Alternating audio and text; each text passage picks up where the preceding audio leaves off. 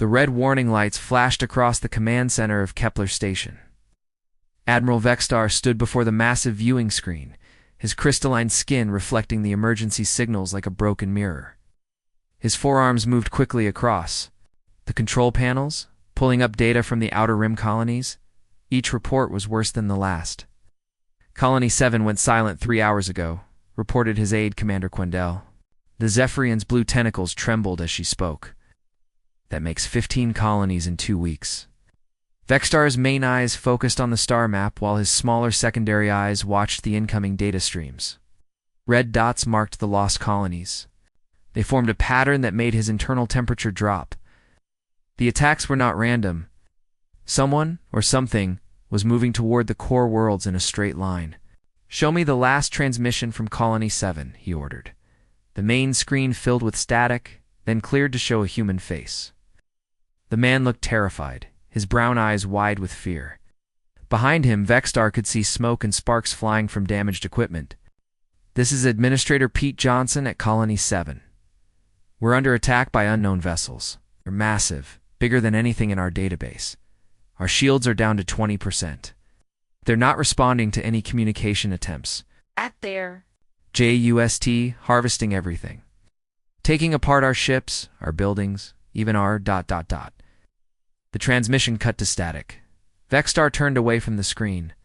In his 300 years of military service, he had never seen anything like this. The unknown attackers left nothing behind. No survivors, no witnesses, no clues about who they were or what they wanted. Sir Quendel said softly, "The Council is assembling. They want a full briefing in 1 hour." The Admiral nodded and walked toward the transport bay. As he moved through the corridors of Kepler Station, he saw the fear in every face. Zephyrians whispered to each other in their native tongue. Crystalline beings stood in small groups, their bodies dim with worry. Even the proud titanium warriors. From the fourth spiral arm looked uncertain. The council chamber was the largest room on Kepler Station. Representatives from 12 different species sat in their designated areas, each group speaking in worried voices. The air translation system worked overtime, converting dozens of languages into a constant hum of nervous chatter. Vextar took his place at the central podium. The room slowly grew quiet as all eyes turned to him. He had briefed the council many times before, but never with news this bad. "Honored representatives," he began, "I must report that we are facing an unprecedented threat. In the past month, we have lost contact with 37 Outer Rim colonies. Our investigation teams have found these locations completely stripped of all technology, resources, and life." A Zephyrian representative raised a tentacle. "Admiral, do we know who is responsible for these attacks?" "We have surveillance footage from automated defense drones," Vextar replied. He activated the main display, showing grainy images of massive, dark ships. The vessels were angular and covered in strange symbols. They moved with a precision that suggested advanced technology. These ships appear to be harvesting everything of value. They take apart our colonies piece by piece, loading the materials into cargo holds. Our military analysts estimate there are over 2,000 of these vessels operating in coordinated groups. The chamber erupted in frightened voices. Crystalline. Representative stood up, his body flashing bright red with anger. "How is this possible? Our combined fleets should be able to stop any invasion force." Vextar's expression grew darker. "That's the problem, Counselor," tried. Admiral Zenkar led a fleet of 50 ships to intercept the attackers at Colony 12. We received one brief transmission before losing contact with the entire fleet. The Admiral played the recording. Admiral Zenkar's voice came through the speakers, tense and confused. "Their weapons are unlike anything we've seen. They cut through our shields like they don't exist. Our energy beams seem to have no effect on their hulls. They're adapting to our tactics faster than we can change them. We need immediate reinforcements." The message ended in static. Silence filled the chamber. Even the translation system seemed to pause, as if shocked by what it had heard. A small voice spoke from the observer section. "Maybe we should ask the humans for help." Every head in the chamber turned to look at the speaker. Commander Jake Morrison sat in the diplomatic observer area, representing Earth's small presence in galactic politics. The human was young by his species standards, maybe 30 years old. With short brown hair and calm blue eyes, the Zephyrian council leader made a dismissive gesture with 2 tentacles. The humans are barely space capable. They've only been part of our community for 15 years. What could they possibly do against a threat that has defeated our best fleets? Jake stood up slowly. He was taller than most of the other species in the room, and his simple military uniform looked primitive compared to the advanced clothing worn by the other representatives. With respect, Counselor Jake said, Earth has some experience with warfare. We might be able to offer a different perspective on the problem. Several representatives made sounds that the translation system rendered as laughter. The crystalline delegate spoke up. Human, your species comes from what we classify as a Class 12 death world. You barely managed to survive on your own planet. How could you help with an interstellar military crisis? Jake's expression didn't change, but something in his eyes became harder. Maybe that's exactly why you should ask us. Before anyone could respond, alarms began sounding throughout the station. The main display lit up with new data streams. Commander Quindell rushed to a communications panel, her tentacles moving rapidly over the controls. Admiral, she called out, we're receiving emergency signals from the Proxima sector. Multiple colonies under attack. The invasion fleet has reached the Middle Rim territories. The chamber fell silent again. The Middle Rim was only 3 jump points away from the core worlds. At the current rate of advance, the attackers would reach the most populated systems within weeks. Admiral, Vexstar looked at the tactical display showing the enemy's progress. Red dots were spreading across the map like a disease.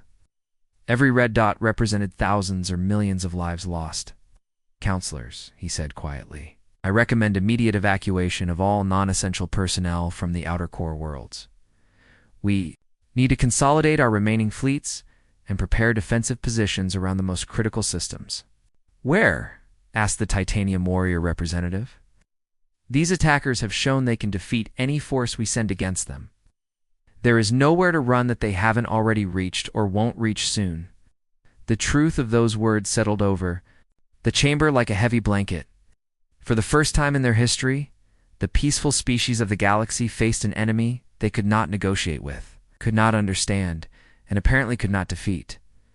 Jake Morrison remained standing in the observer section, watching the panic spread through the council. His hand moved unconsciously to the communication device on his belt. He was already composing the message he would send to Earth Command. The message that would change everything. The other species in the chamber continued their desperate discussions, unaware that in the shadows of galactic politics, humanity was about to step forward. They had no idea what a species forged by millions of years of survival on a hostile world could do when faced with an existential threat.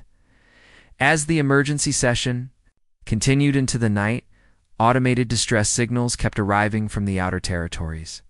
Each signal told the same story. The unknown enemy was coming, and nothing seemed able to stop them.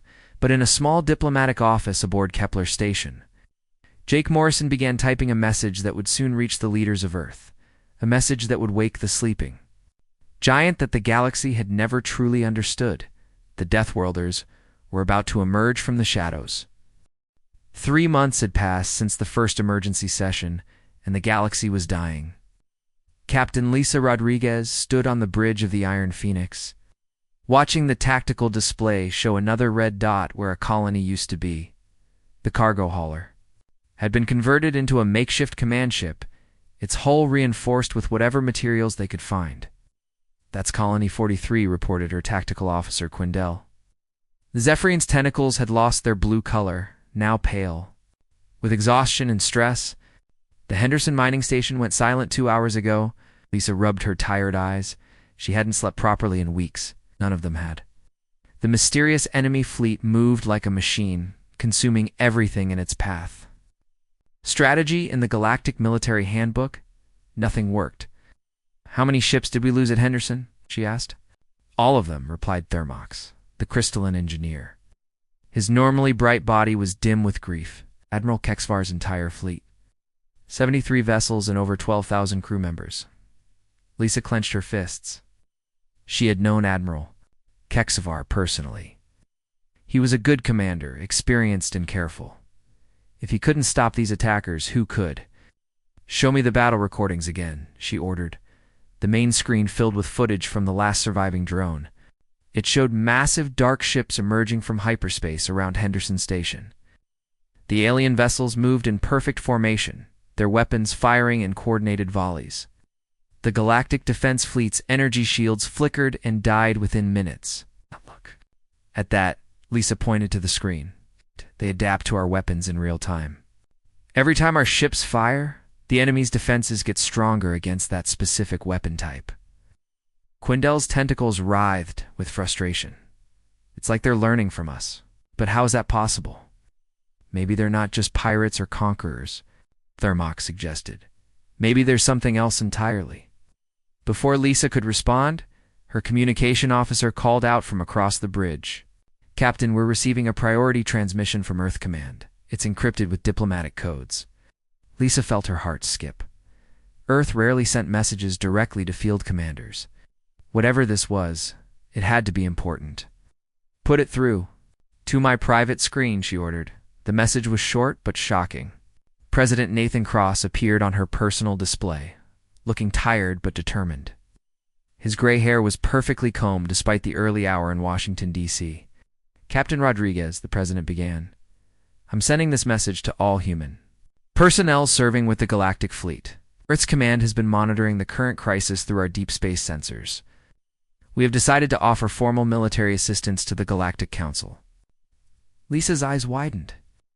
Earth had always maintained a low profile in galactic politics. They sent diplomats and trade representatives, but never offered military help. Most alien species considered human weapons primitive compared to energy-based galactic technology, the president continued. "General Amy Foster is preparing our response. All human personnel currently serving with alien forces are ordered to begin intelligence gathering on enemy capabilities. We need detailed information about their ships, weapons, and tactics. Earth will be sending military advisors within the week." The message ended with coordinates for a secret meeting point. Lisa stared at the blank screen for several minutes, trying to process what she had just heard. Earth was getting involved. The question was whether they could do anything that the advanced galactic civilizations couldn't. Captain Quindell called from her station. "We're receiving another distress signal. This one is from the core systems." Lisa felt her blood turn cold. The core systems were supposed to be safe. They were the most heavily defended worlds in the galaxy, protected by massive space stations and thousands of ships. "Which system?" she asked, though she dreaded the answer. "Altair Prime." "The enemy fleet has reached the inner colonies." The bridge fell silent. Altair Prime was home to over 2 billion beings from 6 different species. It was also the location of the Galactic Military Academy and the largest shipyard in known space. "How long until they reach the capital worlds?" Lisa asked quietly. Thermox's body flickered as he ran calculations through his internal processors. At their current rate of advance, maybe 6 weeks? 8, at most. Lisa closed her eyes and made a decision that would change her life forever. She opened a communication channel to Earth Command, using the emergency code she had memorized years ago but never expected to use. "This is Captain Lisa Rodriguez aboard the Iron Phoenix," she said into the microphone. "I'm requesting immediate consultation with Earth Military Command. We have a situation that requires human expertise." Response came faster than she expected. Within an hour, her screen lit up with a familiar face. General Amy Foster sat behind a desk in what looked like an underground bunker. The general was a small woman with sharp eyes and graying hair pulled back in a tight bun. "Captain Rodriguez," the general said, "I've been expecting your call. We've been watching this situation develop, and we think we know what you're up against. General, these attackers are unlike anything the galaxy has seen before. They adapt to our weapons. They don't respond to communication, and they seem to have unlimited resources." General Foster nodded grimly. "We've analyzed all the available data. Our scientists think these aren't ordinary conquerors. Based on their behavior patterns, we believe you're facing what we call a collective intelligence. A hive mind that absorbs other civilizations and adds their technology to its own. Lisa felt a chill run down her spine. You mean they're turning our own people into weapons against us? Worse than that. They're learning from every battle, every encounter. Every time you fight them, you make them stronger. That's why conventional tactics don't work. Then how do we stop them? The general's expression became grim but determined. You fight fire with fire, Captain. Use tactics they can't predict because they've never encountered them before. You use weapons and strategies that don't exist in their database. What kind of strategies? The kind that a species develops when it spends millions of years fighting for survival on a death world. Captain, I'm sending you new orders. You're to begin working with our advanced teams immediately. We're going to show these collective beings what human warfare really looks like. Over the next week, Lisa watched in amazement as human ships began appearing throughout the galaxy. They came through hidden jump points that Earth had apparently been preparing for years. The vessels looked different from anything she had seen before. They were angular, heavily armored, and covered with weapons that seemed primitive but deadly. First human fleet commander she met was Admiral Ben Curtis. He was a tall man with gray hair and eyes that had seen too much combat. His flagship, the Retribution, was a massive vessel that looked more like a flying fortress than a traditional starship. Captain Rodriguez, he said when they met aboard his ship. I understand you've been fighting these collective forces for 3 months. Tell me everything you've learned. Lisa spent hours briefing the Admiral on enemy tactics, their adaptation, abilities, and the devastating losses the Galactic fleet had suffered. Admiral Curtis listened carefully, asking detailed questions about weapon effectiveness and enemy response times. When she finished, the Admiral was quiet for a long moment. Then he smiled, and Lisa saw something in his expression that she hadn't seen in months. Hope. Captain, he said, these collective beings have been fighting peaceful civilizations that follow rules of engagement and try to minimize casualties. They've never faced a species that learned warfare from millions of years of constant conflict. They're about to get an education. As Lisa left the meeting, she noticed human soldiers moving through the corridors of the Retribution. They carried weapons she didn't recognize and wore armor that looked designed for close combat. These weren't the peaceful explorers and diplomats that most aliens associated with humanity. These were warriors from a world that had forged them in fire. The galaxy was about to discover what the humans had been hiding in the shadows all along.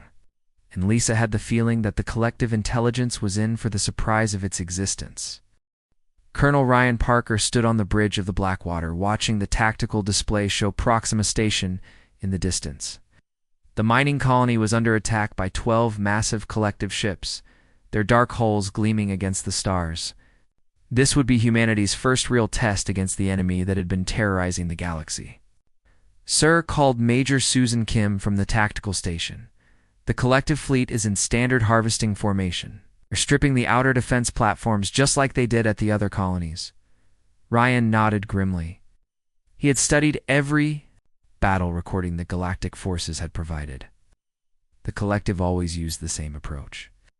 Overwhelming firepower, adaptation to enemy weapons, systematic destruction of everything valuable. They had never lost a battle. Today that would change. Signal the fleet, Ryan ordered. All ships switch to kinetic weapons only. No energy beams, no plasma cannons. I want old-fashioned bullets and missiles. Major Kim looked surprised. Sir, kinetic weapons are considered primitive by galactic standards. The collective's adaptive shields should be able to stop them easily. Ryan smiled coldly. That's what they're expecting, Major. The problem is, their shields are designed to adapt to energy weapons. Let's see how they handle a few tons of steel. Moving at a significant fraction of light speed, the human fleet moved toward Proxima Station in a formation that would have horrified galactic military observers. Instead of the careful, organized approach favored by civilized species, the human ship spread out in what looked like chaos. Some vessels flew high above the battle plane. Others dove below it. Few ships even seemed to be flying directly at the enemy with no regard for their own safety.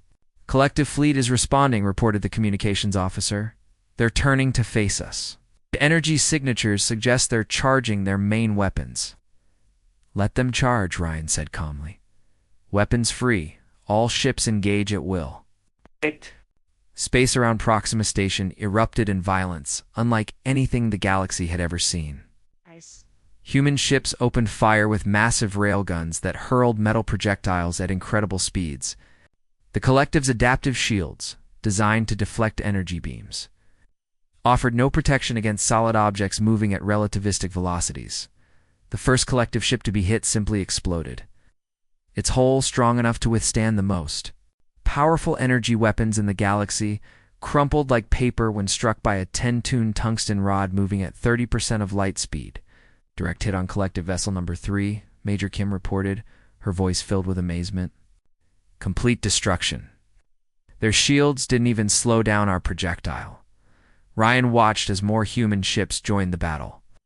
The destroyer Iron Wolf flew directly into the enemy formation, her hull scarred from previous battles. Captain Bill Hayes had volunteered for the most dangerous mission, using his ship as a mobile weapons platform that fired in all directions. Iron Wolf is taking heavy damage, reported the communications officer. Captain Hayes says his engines are failing. Ryan watched as the Iron Wolf's trajectory curved toward the largest Collective ship, realized what Captain Hayes was planning. To do, get me Captain Hayes on the come, Ryan ordered. The main screen showed Captain Hayes on his damaged bridge. Smoke filled the air behind him, and sparks flew from overloaded systems. The captain's face was bloody from a head wound, but his eyes were determined. Colonel Parker Hayes said calmly, "My ship is finished, but I can still do some good. Tell my wife I'm sorry I won't make it home for dinner," before Ryan could respond. The Iron Wolf slammed into the side of the massive Collective vessel. The explosion lit up space like a small sun. When the glare faded, both ships were gone. "My God," whispered Major Kim. "You rammed him." He actually rammed him. Battle continued for 3 hours. Human ships used tactics that the Collective had never encountered. When ammunition ran low, captains used debris fields as weapons, hurling asteroids and wreckage at enemy vessels. When ships were damaged beyond repair, crews abandoned them and detonated their nuclear reactors as improvised bombs. Commander Elena Vasquez led a boarding party from the assault ship Wolverine onto a damaged Collective vessel. Her team of Marines wore heavy armor and carried weapons designed for close combat. What they found inside the enemy ship changed everything. "Colonel Parker," Elena's voice came through the communications system, "you need to see this. The Collective ships aren't crewed by living beings. They're filled with some kind of organic machinery. It looks like they're growing their technology. Instead of building it, Elena's team moved through corridors that pulsed like living tissue. The walls were covered with strange symbols that seemed to shift and change as they watched. In the center of the ship, they found something that looked like a massive brain connected to thousands of cables and tubes. "Sir," Elena whispered into her communicator, "I think this entire ship is alive. It's like a single organism that builds ships and weapons as part of its body." As Elena's team explored deeper into the vessel, they began to understand the true horror of what they were fighting.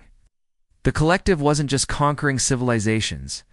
It was absorbing them, turning entire species into components of its vast, living network. "We found something else," Elena reported. "There are beings here that used to be other species. They're still alive, but they're connected to the ship's nervous system. They're being used as processing units." Ryan felt sick as he listened to the report. The enemy they were fighting wasn't just killing people. It was turning them into parts of itself, stealing their thoughts and memories to make itself stronger. "Elena, get your team out of there now," Ryan ordered. "Set demolition charges and evacuate." "Already on it, sir. We'll be clear in 5 minutes." The boarding team made it back to the Wolverine just as the charges exploded. The Collective ship broke apart in a series of violent explosions, its organic components dying as the connections between them were severed. As the battle ended, Ryan looked at the tactical display showing the results of their first engagement. With the Collective, 7 enemy ships destroyed, 3 badly damaged. The human fleet had lost 6 vessels and over 400 crew members.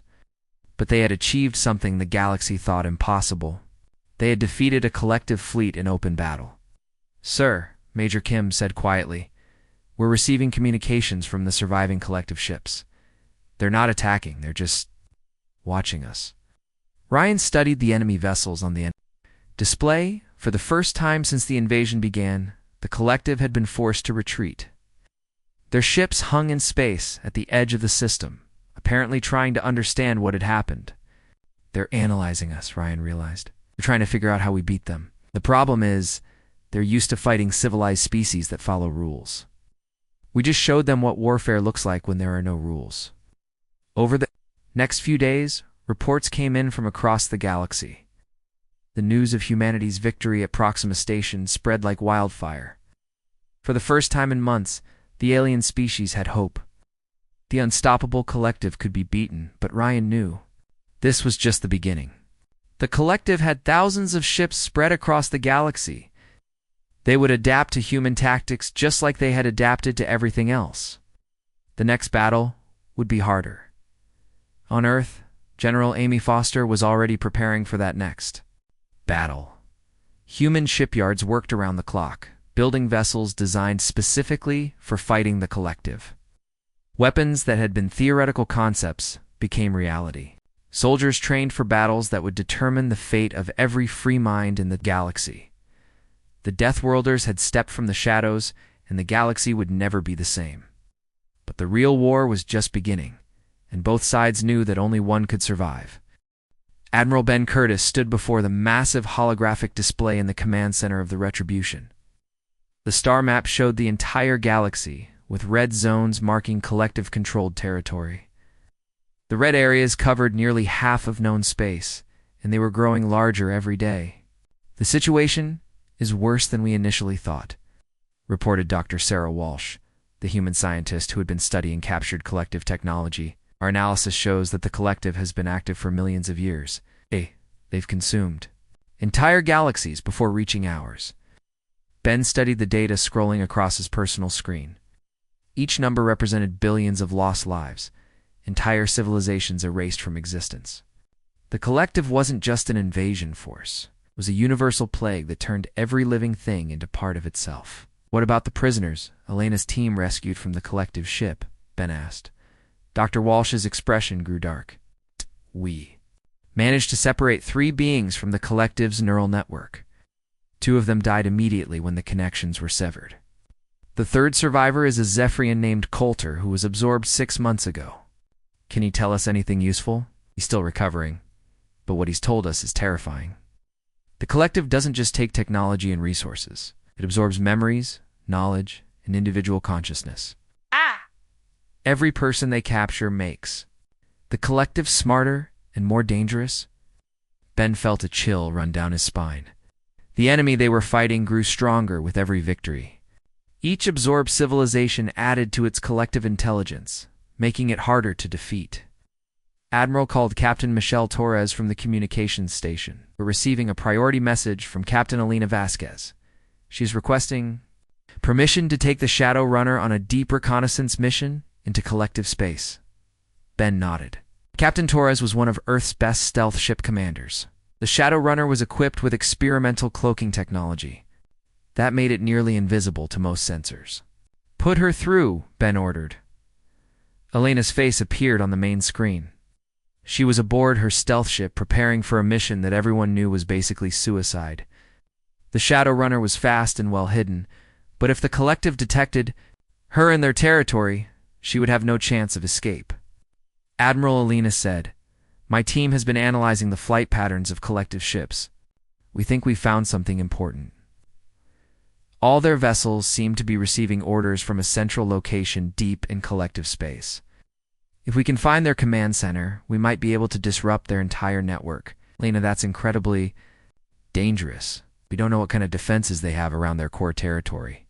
Elena smiled grimly. "Sir, with respect, everything we're doing is incredibly dangerous. If we don't take this risk, the collective will eventually absorb every free mind in the galaxy.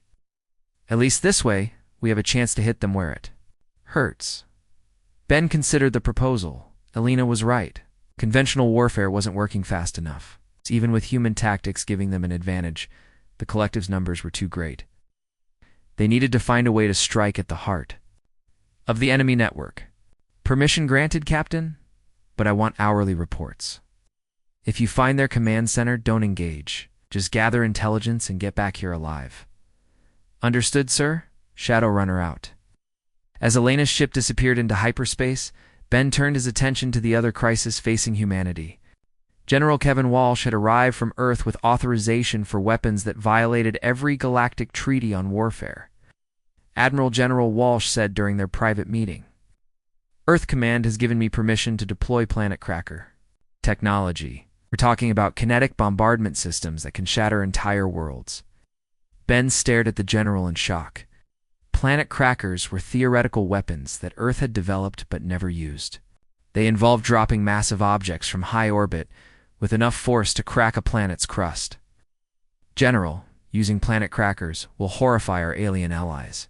They'll see us as monsters." "Maybe," General Walsh replied coldly, "but they'll be alive monsters." "Admiral, the Collective is turning entire star systems into production facilities for their fleet. Every day we delay, they build more ships and absorb more people. Sometimes you have to be willing to be the monster to stop something worse." Over the next week, Ben watched as human engineering teams began converting asteroid fields into mobile weapons platforms. The asteroids were fitted with massive engines and guidance systems, turning them into planet-killing projectiles. Technology was simple, but terrifying in its effectiveness. Meanwhile, Colonel Rachel Murphy arrived with a team of black operations specialists. Her mission was to conduct sabotage operations behind enemy lines, disrupting collective production facilities and rescue operations for absorbed prisoners. Admiral Colonel Murphy briefed him, "We've identified 17 major collective processing centers. These are facilities where they break down absorbed civilizations and integrate their technology. If we can destroy even a few of these centers, it will slow down their expansion significantly. What kind of resources do you need?" "Fast. Ships, heavy weapons, and soldiers who understand they probably won't be coming home. My teams will infiltrate these facilities, plant demolition charges, and try to rescue as many prisoners as possible before the charges detonate." Ben approved the mission, knowing he was essentially signing death warrants for some of Earth's best soldiers. But the alternative was the extinction of free will throughout the galaxy. 3 days later, Elena's voice came through the long-range communications system. Her transmission was weak and filled with static, but her words were clear enough to understand. "Admiral Curtis, this is Shadowrunner. I found it. Collective's central processing station is located in the galactic core. It's massive, bigger than anything we've ever seen. It looks like they've converted an entire star system into a giant computer network." The main screen showed blurry images transmitted from Elena's ship. The pictures revealed structures that defied comprehension. Massive organic constructs surrounded the central star, connected by networks of living cables that stretched across space for millions of kilometers. "Elena, get out of there immediately," Ben ordered. "Sir, there's something else. I'm detecting massive fleet formations throughout the system. It looks like they're preparing for a final assault on the remaining free worlds." "Admiral, they have enough ships here to overwhelm every defense we can put together." Ben felt his heart sink. If Elena's report was accurate, the Collective was preparing to end the war with one overwhelming attack that would consume every remaining civilization simultaneously. Sir, Elena's voice continued, "I'm going to try something. I've modified our nuclear warheads with the quantum viruses that Dr. Walsh developed. If I can get close enough to their central processor, I might be able to upload the viruses directly into their network." "Absolutely not, Captain. That's a suicide mission." "Admiral, with respect, we're all on a suicide mission. The difference is, this way we might actually accomplish something." Before Ben could respond, alarms began sounding throughout the Retribution. The tactical display lit up with new contacts. Collective ships were emerging from hyperspace throughout the galaxy, moving toward every major population center simultaneously. "Admiral," reported Major Kim, "we're detecting collective fleets at Earth, Zephyr Prime, the crystalline homeworld, and every other core system. It's a coordinated attack on all remaining free territories." Ben realized that the final battle had begun. The Collective had decided to end the war by absorbing every remaining civilization at the same time. Humanity's window for striking back was closing rapidly. "Signal all human fleets," Ben ordered. "Operation Final Stand is now active. All ships converge on the galactic core. We're going to end this war one way or another. As human vessels throughout the galaxy began moving toward their final battle, Ben thought about Alina alone in collective space, preparing to sacrifice herself for a chance to save everyone else. The Deathworlders had stepped from the shadows to save the galaxy. But the cost of that salvation was becoming clear. The universe was about to discover what happened when humanity faced extinction and decided to take their enemies with them. The space around the galactic core had become a battlefield unlike anything the universe had ever seen. Admiral Ben Curtis stood on the bridge of the Retribution, watching thousands of human and alien ships engage the largest collective fleet ever assembled. The enemy's central processing station loomed in the distance like a dark moon, its organic structures pulsing with evil light. All human fleets are in position, reported Major Susan Kim. The alien coalition forces are taking heavy casualties, but they're holding the outer perimeter. Ben watched the tactical display show the desperate battle unfolding around them. Zephyrian ships fired their energy weapons in coordinated volleys while crystalline vessels used their advanced shields to protect damaged human destroyers. The Alliance of Free Species was fighting with everything they had, but the collective's numbers seemed endless. Or called the communications officer. Captain Torres is requesting permission to begin her final approach to the processing station. Ben's heart grew heavy. Alina had volunteered for the most dangerous mission of all. Her ship, the Shadow Runner, carried quantum viruses designed by Earth's best computer scientists. If she could reach the collective's central processor and upload the viruses directly, it might disrupt their entire network. Permission granted, Ben said quietly. Tell her that humanity is proud of her. On the main screen, Ben could see Elena's ship moving through the chaos of battle. The Shadow Runner was small and fast, but the space between the human fleet and the processing station was filled with collective vessels. Alina would have to fly through the middle of the enemy fleet to reach her target. Admiral Dr. Sarah Walsh called from the science station. I'm detecting something strange from the collective ships. Their coordination patterns are changing. It's like they're becoming confused. Ben studied the sensor readings. Dr. Walsh was right. The collective ships, which had always moved in perfect formation, were beginning to show signs of disorder. Some vessels were firing at empty space, while others seemed to be turning on each other. What's causing it? Ben asked. It's the quantum viruses Alina uploaded during her reconnaissance mission. They must be spreading through the collective's network faster than we expected. The viruses are designed to force individual consciousness back into a hive mind. It's causing chaos in their command structure. As Elena's ship approached the processing station, Colonel Rachel Murphy's Black Operations teams began their final assault on collective facilities throughout the galaxy. Rachel herself led a strike team onto a massive enemy ship that was absorbing prisoners from Earth's outer colonies. This is Murphy. Her voice came through the communications system. We found the prisoner holding areas. There are thousands of people here from dozens of different species. They're all connected to the ship's neural network, but they're still alive. Rachel's team fought through corridors filled with organic machinery and absorbed beings that had been turned into weapons. The collective ship's defenses were unlike anything they had encountered before.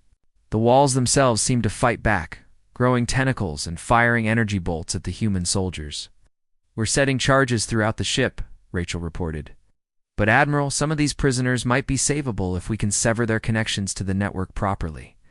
Do what you can, Colonel, but don't risk your team. We need those charges to detonate. Meanwhile, Elena's ship had reached the outer defenses of the processing station. The Shadowrunner's stealth systems were failing under the concentrated sensor sweeps of hundreds of collective vessels, but Alina pressed forward with grim determination. Admiral Curtis, Alina's voice came through the static-filled transmission. I'm at the station's outer hull. The structure's even more massive than we thought. It's like they've turned an entire solar system into a single computer. I'm beginning my penetration of the facility now.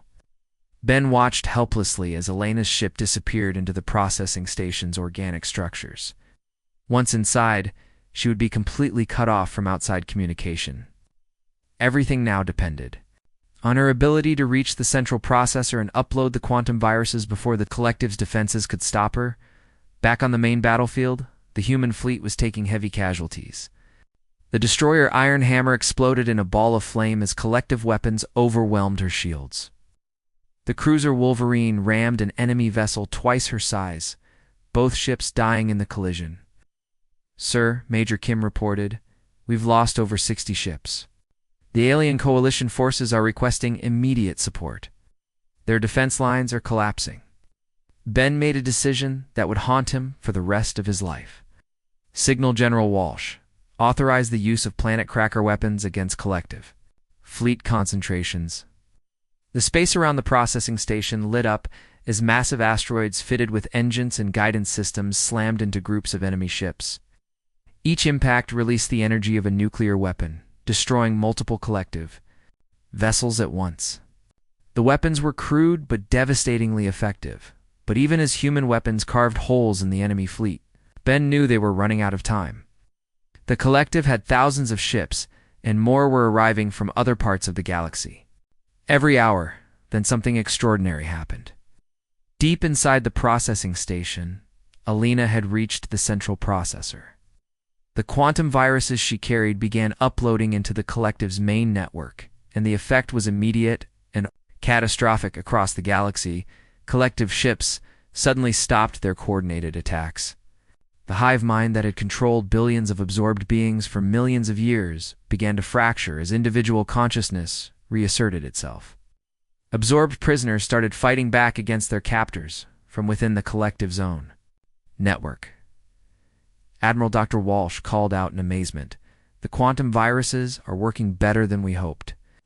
They're not just disrupting the collective's communication. They're actually freeing the absorbed minds and turning them against the hive consciousness." On the main display, Ben could see collective ships throughout the galaxy beginning to attack each other. Millions of absorbed beings, suddenly free to think for themselves again, were using their positions within the collective network to sabotage the enemy from within. Colonel Murphy's team felt the change immediately. The collective ship they were. Aboard began shuddering as its internal systems went into chaos.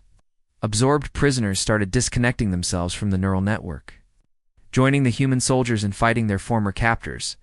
"This is incredible," Rachel reported. "Prisoners are helping us. They remember who they used to be, and they're angry. Very angry." The processing station at the Galactic core began to tear itself apart as millions of individual minds fought for control of its systems. Explosions rippled across its surface as different sections of the facility turned their weapons on each other. But Anne knew that Alina was still inside the station, probably dead or dying after completing her mission. She had sacrificed herself to give the galaxy a chance at freedom, and her sacrifice was working. As the collective fleet dissolved into chaos, human and alien ships began rescue operations. They pulled survivors from damaged vessels and helped freed prisoners escape from collapsing collective facilities. The galaxy's nightmare was finally ending. Admiral Ben Curtis watched the tactical display show red dots disappearing across the galaxy as collective ships destroyed each other or simply shut down when their controlling intelligence fragmented. The hive mind that had threatened to consume every free thought in the universe was tearing itself apart from within. "Signal all human forces," Ben ordered. "Begin recovery operations for survivors and prisoners. The war is over." Rescue ships spread across the galaxy. They found something remarkable. Instead of claiming victory or demanding rewards, human forces immediately began helping former enemies and providing medical aid to the freed prisoners.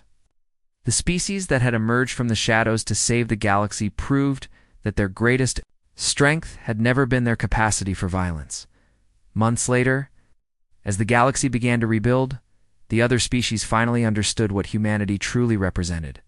They were guardians who had stepped from the shadows not to conquer, but to protect the freedom of every thinking being in the universe. Alina Torres was posthumously awarded the highest honors of 12 different species, though her body was never recovered from the ruins of the processing station.